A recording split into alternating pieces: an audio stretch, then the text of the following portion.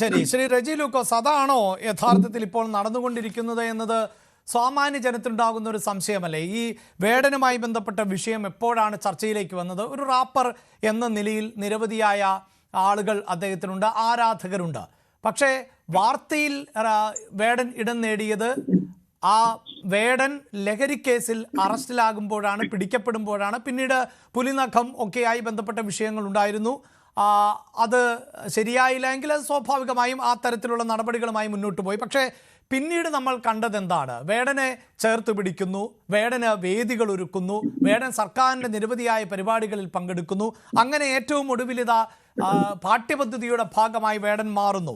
ഈ ഒരു അസാധാരണ പരിഗണന ലഭിക്കുമ്പോൾ അതിൽ കൃത്യമായ രാഷ്ട്രീയമല്ലേ ഉള്ളത്? രാഹുൽ ഈശ്വർ പറഞ്ഞതുപോലെ അതൊരു പിന്നോക്ക വിഭാഗത്തിൻ്റെ അല്ലെങ്കിൽ മുസ്ലിം മതവിഭാഗത്തിൻ്റെ ഒക്കെ പിന്തുണ ഇടതുപക്ഷത്തിന് ലഭിക്കേണ്ടതുണ്ട്. അതുകൊണ്ട് ചേർത്ത് നിർത്തിയേ മതിയാകൂ എന്ന അവസ്ഥയിൽ ചേർത്ത് നിർത്തുന്നതല്ലേ? അഭിലാഷ്, ഇടതുപക്ഷത്തിനോടൊപ്പം ചേർത്ത് പിടിക്കുക എന്നുള്ളൊരു അന്വേഷണം നിങ്ങൾ ഇതിനകത്ത് കൊണ്ടുവന്ന് ഞാൻ ആദ്യം പ്രതീക്ഷിച്ചിരുന്നു. വേട്ടയാടപ്പെടുന്നവൻ സമൂഹത്തെ സ്വാധീനിക്കുകയും ചില വിചിത്രമായ സാഹചര്യങ്ങളെതിരെ വിരലിച്ചുകൊണ്ടുകയും ചെയ്ത് വേട്ടയാടപ്പെടുന്നവനെ ചേർത്ത് പിടിക്കുന്ന ഒരു സംസ്കാരം ഈ ഭാരതീയ സംസ്കാരം തന്നെ. അതിന് ഒത്തിരി ഉദാഹരണങ്ങൾ പറയാനുണ്ട്.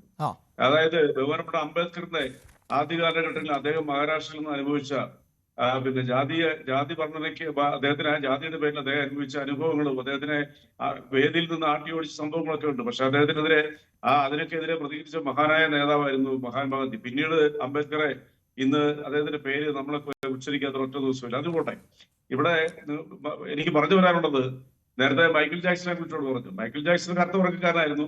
അദ്ദേഹത്തിന്റെ മാതാപിതാക്കൾ ആഫ്രിക്കയിൽ നിന്ന് കുടിയേറിയതാണ്. അദ്ദേഹത്തിന് ആദ്യം ഇറക്കിയ നോവലിനെതിരെ ആൽബത്തിനെതിരെ ലോസ് ആഞ്ചലസിൽ പ്രകടനം ഉണ്ടായി. രണ്ടാമത് അദ്ദേഹത്തിന്റെ അവസാന കാലത്തെ ഓർമ്മയായിരുന്നു ഡേഞ്ചറസ് എന്ന് പറയുന്ന അദ്ദേഹത്തിന്റെ ആൽബം. അതിന് അദ്ദേഹം ആഫ്രിക്കയിലെ ടാൻസാനിയാണെന്ന് എന്റെ ഓർമ്മയിൽ സബ്ജക്ട് കറക്ഷൻ. അവിടെ വെച്ച് തെരുവ് കറുത്ത കുട്ടികളുമായിട്ട് പാടിയതിന് അത് ഒഴിവാക്കാന്ന് പറഞ്ഞുകൊണ്ട് അവിടുത്തെ പ്രശസ്തനായ സാഹിത്യകാരൻ രംഗത്ത് വന്നു. പക്ഷെ അപ്പോഴത്തേക്കും അദ്ദേഹം ഒരു സംഗീതത്തിന്റെ ഐക്കണായി ലോകം മുഴുവൻ വളർന്നു കഴിഞ്ഞു. ഇവരെല്ലാം ഇങ്ങനത്തെ അട്രോസിറ്റികൾ നേടിയിട്ടുണ്ട്. അതുപോലെ തന്നെ അടിച്ചമർത്തലിലും ഈ സവർണ മേധാവിത്വത്തിനെതിരെയും ഭരണകൂട ഭീകരതയ്ക്കെതിരെയും വെല്ല ചൂണ്ടിയിട്ടുള്ളവരെല്ലാം കൊല ചെയ്യപ്പെട്ട ചരിത്രം ഇന്ത്യയിലുണ്ട്. സപ്തധാഷ്മി എന്ന് പറയുന്ന ഇടതുപക്ഷ ചിന്തകനും തെരുവ് നാടകക്കാരനുമായിരുന്ന ആളെ ഡൽഹിയുടെ പരിസര പ്രദേശത്തിട്ട് പരസ്യമായ വേദിയിൽ തന്നെ അദ്ദേഹത്തിനെ കൊന്നു. കർണാടകയിൽ ഇതേ അവസ്ഥയിൽ തന്നെ വിരൽ ചൂണ്ടിയവർക്കെതിരെ അതിൽ ദബോൽക്കർ ഉണ്ട്, നമ്മുടെ ഗൗരി ലങ്കേഷ് ഉണ്ട്. അതുപോലെ തന്നെ തരത്തിൽപ്പെട്ട നിരവധി 4ഓളം പേരെ അവിടെ കൊന്നു തള്ളി. അടുത്ത കാലത്ത് കൊന്നു തള്ളി. BJP ഭരിക്കുമ്പോഴാണ് അതിൽ 3 പേരെ കൊന്നു കളഞ്ഞത്. എന്തിനധികം കേന്ദ്ര സാഹിത്യ അക്കാദമി നേടിയ തമിഴ്നാട്ടിലെ തമിഴ് സെൽവൻ, അതും സബ്ജക്ട് കറക്ഷൻ പേര് എനിക്ക് അതാ പേരിൽ എന്റെ ഓർമ്മയിരിക്കുന്നത്. അദ്ദേഹത്തിനെ ഈ സംഘപരിവാർ ശക്തികളുടെ വധഭീഷണി വന്നപ്പോൾ അത് എഴുത്ത് തന്നെ നിർത്തി ഇപ്പൊ അധ്യാപകരായിട്ട് മുന്നോട്ട് പോയിക്കൊണ്ടിരിക്കുക. ഇപ്പൊ കേരളത്തിൽ അതൊന്നും സംഭവിക്കാത്തതിന്റെ കാരണം എന്താ വെച്ചാൽ കേരളത്തിൽ ഇടതുപക്ഷം ശക്തമായതുകൊണ്ടാണ്. ഇവിടെ രാഹുൽ ഈശ്വർ പറഞ്ഞ പോലെ അദ്ദേഹം എന്ന് പറയുന്ന ഹരിജനോ അല്ലെങ്കിൽ അവർണനോ സവർണനോ എന്നുള്ള വ്യത്യാസം മലയാളികൾക്കില്ല. പക്ഷെ ചില ആളുകളുടെ മനസ്സിൽ ഇപ്പോഴതുണ്ട്. അതുകൊണ്ടാണല്ലോ ഇവിടെ കേരള സർവകലാശാലയിൽ മറ്റും കഴിഞ്ഞ ഗവർണർ ആരിഫ് മുഹമ്മദ് ഖാൻ കാവ്യവൽക്കരണം ശ്രമിച്ചപ്പോൾ എല്ലാ വിഭാഗത്തിൽപ്പെട്ട ആൾക്കാരും എതിർത്ത്. അതിന്റെ കാരണം എന്തുകൊണ്ടാണ്? അവിടെ സവർണരെ മാത്രം പരിഗണിച്ചാൽ പോലെ കേരളം എന്ന് പറയുന്ന സംസ്ഥാനത്തിനൊക്കെ വേറിട്ടതാന്നുള്ള തെളിയിക്കുന്നതായിരുന്നു കേവലം 1.5 വർഷം മുമ്പ് കേരളത്തിൽ നടന്ന സാംസ്കാരിക മുന്നേറ്റം എന്ന് പറയുന്നത്. അപ്പൊ നമുക്ക് മറ്റൊരു കാര്യം കൂടെ പറയാം. വേടനെ കുറിച്ച് തന്നെ ഞാൻ പറയാം. വേടൻ എന്ന് പറയുന്ന ചെറുപ്പക്കാരൻ ഈ പറയുന്ന അദ്ദേഹത്തിന്റെ അറസ്റ്റോടുകൂടി മാത്രമല്ല പ്രശസ്തനാകുന്നത്. അദ്ദേഹം അതിനു മുമ്പ് തന്നെ 100 കണക്കിന് ചെറുപ്പക്കാരെ ആകർഷിക്കുന്ന അല്ലെങ്കിൽ യുവാക്കളെ ആകർഷിക്കുന്ന ഒരു ഗായകനായിരുന്നു. അദ്ദേഹം തൊടുത്തുവിടുന്ന ഓരോ വാക്കുകൾക്കും കേരളത്തിലെ സമൂഹത്തിന്റെ മുമ്പിൽ തന്നെ വലിയ ഒരു ഒരു അംഗീകാരം ലഭിച്ചിട്ടുണ്ട്. അവിടെ സവർണനെന്നോ അവർണെന്നോ കറുത്തവെന്നോ അല്ലെങ്കിൽ ശ്രീലങ്കൻ വംശം എന്നുള്ള ഒരു ഡിസ്ക്രിമിനേഷനും കേരളത്തിലെ പൊതുസമൂഹത്തോട് കാണിക്കുന്നില്ല. അതിന്റെ ഏറ്റവും ഒരു തെളിവാണല്ലോ നേരത്തെ ഇവിടെ. അല്ല, താങ്കൾ പറയുന്നിടത്ത് തന്നെയാണല്ലോ അതിന്റെ വസ്തുത. അങ്ങനെ കാണിക്കാത്ത ഒരു സമൂഹത്തിൽ എന്തിനാണ് വേടൻ ഇത്തരത്തിൽ പരാമർശങ്ങൾ നടത്തേണ്ടത്? താങ്കൾ തന്നെ പറയുന്നു കേരളത്തിന്റെ പൊതുസമൂഹം അങ്ങനെ മാറ്റി നിർത്തുന്നില്ല, കേരളത്തിൽ അദ്ദേഹം പ്രശ്നങ്ങൾ നേരിടുന്നില്ല എന്ന് താങ്കൾ തന്നെ പറയുന്നുമുണ്ട്. അല്ല, ഞാൻ പറഞ്ഞു പൂർത്തിരിക്കട്ടെ. ഞാൻ എന്താ പറഞ്ഞു പറയണമെന്നുണ്ടെങ്കിൽ അഭിലാഷ് പ്രഡിക്റ്റ് ചെയ്യുന്നേ. അതുകൊണ്ട് അത് വേണ്ട. ഞാൻ പറയാനുള്ള പൂർത്തീകരിച്ചിട്ട് ചോദിക്കും പ്ലീസ്. ഞാൻ അധിക സമയം എടുക്കുന്ന ആളല്ലോ. അതായത് ഞാനതിന് ആടിയെന്ന് പറഞ്ഞല്ലോ. അതായത് ഭരണകൂട അട്രോസിറ്റിക്കും ഈ അവർണ സവർണ വേരിയേഷനൊക്കെ പിന്നെ എന്താ പറയുക ചൂട്ടുപിടിക്കുന്നവർക്ക് ഇപ്പോഴും അടിച്ചമർത്തപ്പെടുന്നവർക്കും എതിരെയുള്ള വാക്കുകളാണ് അദ്ദേഹത്തിന്. ഞാൻ ആദ്യം തന്നെ ഉദാഹരണമായിട്ട് മൈക്കിൾ ജാക്സനോട് കൂട്ടി ചെയ്തു. ഇവിടെ എല്ലാവരും തന്നെ അദ്ദേഹത്തിന് കൂട്ടി ചെയ്തിട്ടുണ്ട്. ഇവിടെ എന്റെ പ്രിയപ്പെട്ട സുഹൃത്ത്, ഞാൻ ഏറെ റെസ്പെക്ട് ചെയ്ത നന്ദകുമാർ സാറ് പിന്നെ ഗോൾഡനാമോ തടവറയിൽ മരിച്ച അവിടെ തടവറയിൽ വിട്ട ഒരാളുടെ എഴുത്ത് അദ്ദേഹം എഴുതിയിരിക്കുന്നത് കാലിക്കറ്റ് യൂണിവേഴ്സിറ്റിയിൽ അത് പിന്നെ പാഠ്യമായിട്ട് വന്നു എന്ന് അദ്ദേഹം പറഞ്ഞു. ശരിയാണ് സാർ, ഞാനും ഓർക്കുന്നുണ്ട്. അതിനെതിരെ കുറെ സംഘപരിവാര ശക്തികൾ കുറെ വേളം വെച്ചെങ്കിലും അത് അവസാനം അത് ഇങ്ങ് വന്നാതെ പോവുകയത്. അത് നിരോധിച്ചിട്ടോ പിൻവലിച്ചിട്ടോ ഇല്ല. അത് ആ പുസ്തകം ഞാൻ വായിച്ചിട്ടുള്ളതാണ്. അതിന്റെ കുറെ സാരാംശങ്ങൾ എനിക്ക് തോന്നുന്നു അതിന്റെ പകർപ്പ് DC ബുക്സ് പ്രസിദ്ധീകരിച്ചിട്ടുള്ള ഒരു സംശയമുണ്ട്.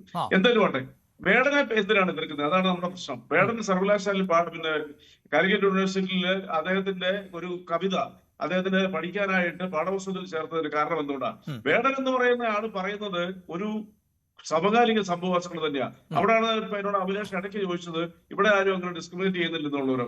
ഇവരെ ആരും അങ്ങനെ ഡിസ്ക്രിമിനേറ്റ് ചെയ്യുന്നില്ല എന്ന് ഞാൻ പറഞ്ഞില്ല. പക്ഷെ എല്ലാ വിഭാഗത്തിൽപ്പെട്ട ആൾക്കാരും വേടനെ ചേർത്ത് പിടിക്കണമെന്നാണ് ഞാൻ പറഞ്ഞത്. അത് ഉറപ്പായ കാര്യം, യാതൊരു സംശയമില്ല. ഞാൻ പോലും എത്ര ചർച്ചകളുടെ അദ്ദേഹത്തിന് പിന്തുണച്ചിട്ടുണ്ട്. അദ്ദേഹത്തിനോട് അന്യായമായിട്ടൊരു പ്രതികാരം കാണിച്ചപ്പോൾ പോലീസിന് വനംവകുപ്പിന്റെ ഭാഗത്ത് നിന്ന് ഒരിക്കലും സംഭവിക്കാൻ പാടില്ലാത്ത ഒരു പ്രവൃത്തി ചെയ്തപ്പോൾ അദ്ദേഹത്തിനെ ചേർത്ത് പിടിച്ചു, ഗവൺമെന്റ് ചേർത്ത് പിടിച്ചു, പിന്നെ അതുപോലെ കേരളത്തിലെ ജനങ്ങൾ ചേർത്ത് പിടിച്ചു.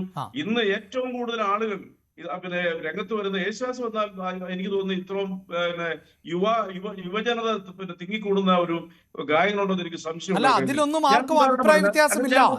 അതിലൊന്നും ആർക്കും അഭിപ്രായ വ്യത്യാസമില്ല ശ്രീ റജി ലൂക്കോസ്. പക്ഷേ ഈ പാഠ്യപദ്ധതിയുടെ ഭാഗമാക്കുന്ന തരത്തിലേക്ക് എത്തുന്നത് ഏത് പശ്ചാത്തലത്തിലാണ്? താങ്കൾ ഇപ്പോൾ പറഞ്ഞു വനംവകുപ്പിന്റെ ഭാഗത്ത് നിന്ന് തെറ്റുണ്ടായി എന്നൊക്കെ.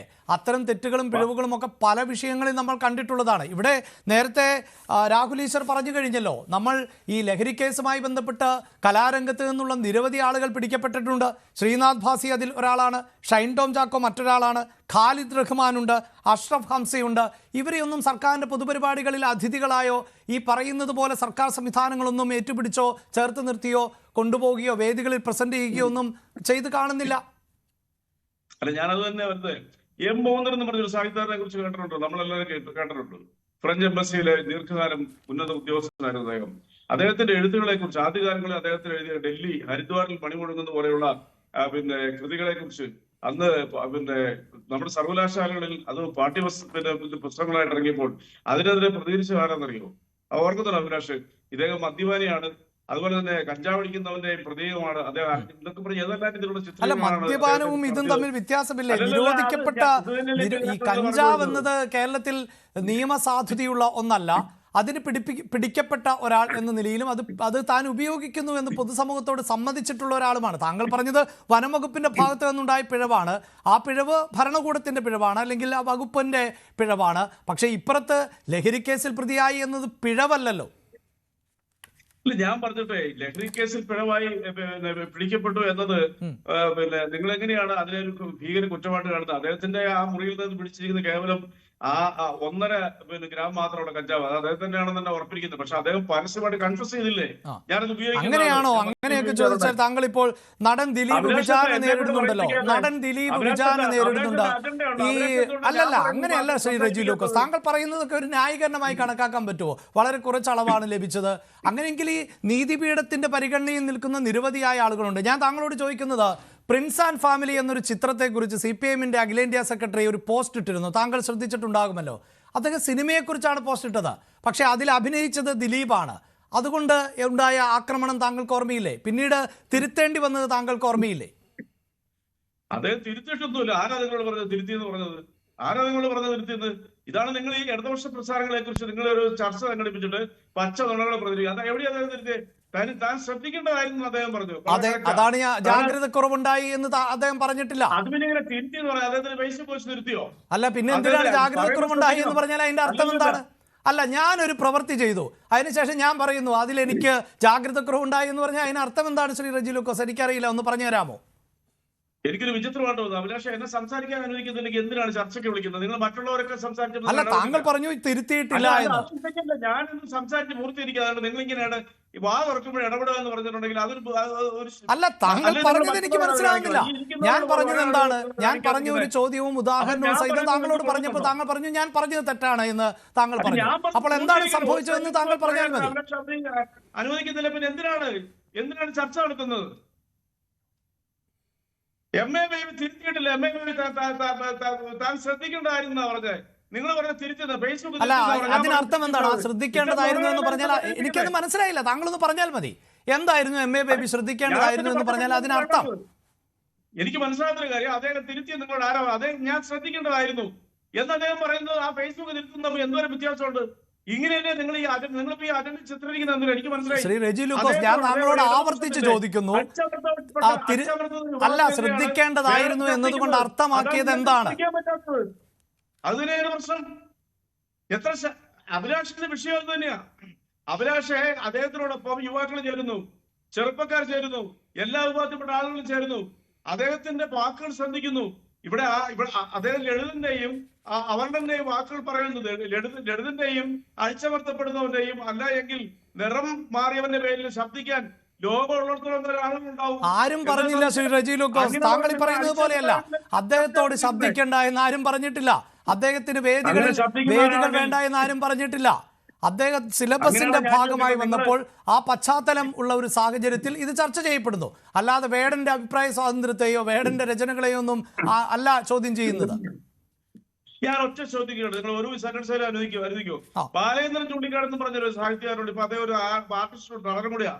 അദ്ദേഹം തന്നെ പറഞ്ഞിട്ടുണ്ട് അദ്ദേഹത്തിന്റെ പല ദുശ്ശീലങ്ങളെ കുറിച്ചും. അദ്ദേഹം മതം മാറി ബുദ്ധനായി വന്നു. അത് ആരായിരുന്നു അതിന്റെ ഇൻസ്പിറേഷൻ കൊടുത്തത്? നമ്മുടെ സാക്ഷാൽ മാധവക്കുട്ടി. അദ്ദേഹം ബുദ്ധമതം സ്വീകരിച്ചു, ഗയയിൽ പോയി. അദ്ദേഹത്തിന് അതിനു മുമ്പൊരു കാലം ഉണ്ടായിരുന്നു. അന്ന് അദ്ദേഹത്തിന് എത്രയെല്ലാം രീതിയിൽ വേട്ടയാടി അദ്ദേഹത്തിന്റെ ബുക്സുകൾ ഇതായിട്ട് വന്നപ്പോഴത്തേക്കും. റെജി ലൂക്കോസ്, താങ്കൾ ഇപ്പോഴും ഈ ആൾക്കൂട്ടത്തിന്റെ വിചാരണയോ ആൾക്കൂട്ടത്തിന്റെ വേട്ടയാടലോ ഒന്നുമല്ല എന്റെ സബ്ജക്ട്. ഞാൻ ചോദിച്ചത് ലഹരി വസ്തു ഉപയോഗിച്ചതിന് അറസ്റ്റിലായ ഒരു വ്യക്തിയാണോ വേടൻ എന്നുള്ളതാണ്. താങ്കൾ ഈ പറയുന്ന ഉപമകളിൽ നിങ്ങളുടെ സബ്ജക്ട് എന്താ? ഞാൻ അതിനാ മറുപടി പറയുന്നത്. അതാണ് ചോദ്യം. വളരെ സിമ്പിളായ ചോദ്യമാണ്. ലഹരി വസ്തുവിന് ഈ മലയാള ഭാഷയിൽ ഇതുവരെ മറുപടി പറഞ്ഞേ എത്ര ഉദാഹരണങ്ങൾ പറഞ്ഞു. രാഹുൽ ഈശ്വർ ഉദാഹരണം പറഞ്ഞു. ഇവിടെ മറ്റുള്ളവരൊക്കെ സംസാരിച്ചു. അവർക്ക് അവരുടെ ഭാഷ്യമുണ്ട്. V admit it. പക്ഷേ വേടൻ എഴുതിയ ഒരു കവിത കാലിക്കറ്റ് യൂണിവേഴ്സിറ്റിയിൽ പഠിക്കാൻ ഉൾപ്പെടുത്തിയപ്പോൾ നിങ്ങൾക്ക് എന്താണ് പൊള്ളുന്നത്? ആ ഒരു ചോദ്യം മാത്രമേ ഉള്ളൂ. നേരത്തെ ഇവിടെ വേടൻ എഴുതിയ കവിത ഉൾപ്പെടുത്തിയതിൽ എനിക്ക് പൊള്ളുന്നൊന്നുമില്ല സാർ. താങ്കൾ ദയവായി മനസ്സിലാക്കുക. ഈ പരിഗണന വേടന് മാത്രം ലഭിക്കുമ്പോൾ പൊള്ളും. അത് സ്വാഭാവികമാണ്. വേടന് ലഭിക്കുന്ന പരിഗണന എല്ലാവർക്കും നൽകൂ. അപ്പോൾ സ്വാഭാവികമായും സംശയങ്ങൾ ഉണ്ടാകില്ല. നൽകിയവരുടെ 12 പേരുടെ പേര് ഞാനിപ്പോ പറഞ്ഞില്ലേ? എവിടെയാണ് പറഞ്ഞത്? ഞാൻ ചോദിച്ചല്ലോ, ശ്രീനാഥ് ഭാസിയെ കുറിച്ച് ചോദിച്ചു. എന്തുകൊണ്ടാണ് ശ്രീനാഥ് ഭാസിയും ഷൈൻ ടോം ചാക്കോയും ഒന്നും ആ ലഹരി വിരുദ്ധ പരിപാടികളുടെ മുൻനിരയിൽ കാണാത്തതെന്ന് ചോദിച്ചല്ലോ. നിങ്ങൾ ഇതുകൊണ്ട് അയ്യോ കഷ്ടം. ടോം ചാക്കോയും ഭാസി എന്ന് പറയുന്ന നടനെയും വേടന്റെ ഒരു കവിതയുമായിട്ട് എങ്ങനെയാണ് നിങ്ങൾ കമ്പയർ ചെയ്യുന്ന? യൂണിവേഴ്സിറ്റിയായിട്ട് ബന്ധപ്പെട്ട അല്ല, ഷൈൻ ടോം ചാക്കോ അഭിനയത്തിൽ മികവ് പുലർത്തുന്ന ആളല്ലേ? അതെന്താ വഴിതെറ്റി പോകുന്നത് എനിക്ക് മനസ്സിലാകുന്നില്ല. അഭിലാഷിന് നിയന്ത്രണം വിട്ടുപോയോ? അല്ല, എന്റെ ചോദ്യം സ്പെസിഫിക് ആണ്. വേടൻ എന്നതൊരു കലാകാരനാണ്. ആ കലാകാരനെ അംഗീകരിക്കുന്നു. ആ കലാകാരനെ അംഗീകരിക്കുന്നത് പോലെ തന്നെ താങ്കൾ ഈ പറഞ്ഞതുപോലെ അളവ് കുറഞ്ഞ കഞ്ചാവാണ്. ഇതൊക്കെ പറയുന്ന എല്ലാവർക്കും ഇതൊക്കെ ബാധകമാകണ്ടേ എന്നുള്ളതാണ് ചോദ്യം. അഭിലാഷ, ഞാൻ അളവ് കുറഞ്ഞ കഞ്ചാവ് എന്ന് പറഞ്ഞാൽ അതിന്റെ നിയമോശ പറഞ്ഞത്. അതിനാണ് ഞാൻ ഉദാഹരണം പറഞ്ഞത്. ഇതൊക്കെ കഴിച്ചുകൊണ്ടിരുന്ന ആളുകൾ കൺഫസ് ചെയ്തോണ്ടൊക്കെ കൃതികളും ഒക്കെ ഇവിടെ ഈ രീതിയിൽ. സാർ, ഇത് കഴിച്ചുകൊണ്ടിരുന്നവരും ഇത് അറസ്റ്റിലാവുന്നതും തമ്മിൽ വലിയ വ്യത്യാസമില്ലേ? താങ്കൾ എന്താണ് ഈ പറയുന്നത്? താങ്കൾ ഇപ്പൊ എന്താ ഉദ്ദേശിക്കുന്നത്? ഇയാളെ അറസ്റ്റ് ജയിലിൽ ഇട്ടില്ല എന്നുള്ളതാണ് പരാതി. അങ്ങനെയൊന്നും ഞാൻ പറഞ്ഞില്ല.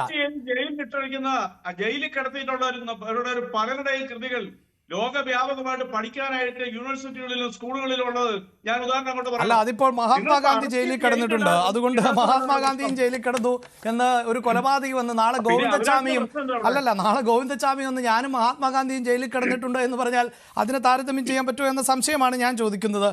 പ്രൊഫസർ എ ജി ജോർജ്, എന്തായാലും ശ്രീ റെജി ലൂക്കോസ് പറയുന്നത് ഈ വേടൻ വേട്ടയാടപ്പെടുന്നു എന്നുള്ളതാണ്. അത് ഈ കേരളത്തിലെ പൊതുസംസ്കാരത്തെ വെല്ലുവിളിക്കുന്ന അഭിലാഷം ഞാനത് പ്രതീക്ഷിച്ചില്ല. വേറെ ആരെങ്കിലും ബലാത്സംഗം ചെയ്തു വന്നോ? വേറെ ഏതെങ്കിലും സ്ത്രീകളുമായിട്ട് അട്രോസിറ്റി അല്ല, എന്റെ സംശയം ഈ ബലാത്സംഗം ചെയ്ത് കൊന്നോ എന്നത് തെളിയുന്നത് വരെ അയാൾ കുറ്റക്കാരനാകുമോ? അയാൾ കുറ്റക്കാരനാകുമോ? എങ്കിൽ താങ്കൾ പറയൂ ബലാത്സംഗം ചെയ്ത് കൊന്നു എന്ന് തെളിയുന്നത് വരെ അയാൾ കുറ്റക്കാരനാകുമോ? ശ്രീ റെജി ലൂക്കോസ്, താങ്കൾ ഇപ്പോൾ പറഞ്ഞ പോയിന്റിൽ തന്നെ നമുക്ക് നിൽക്കാം.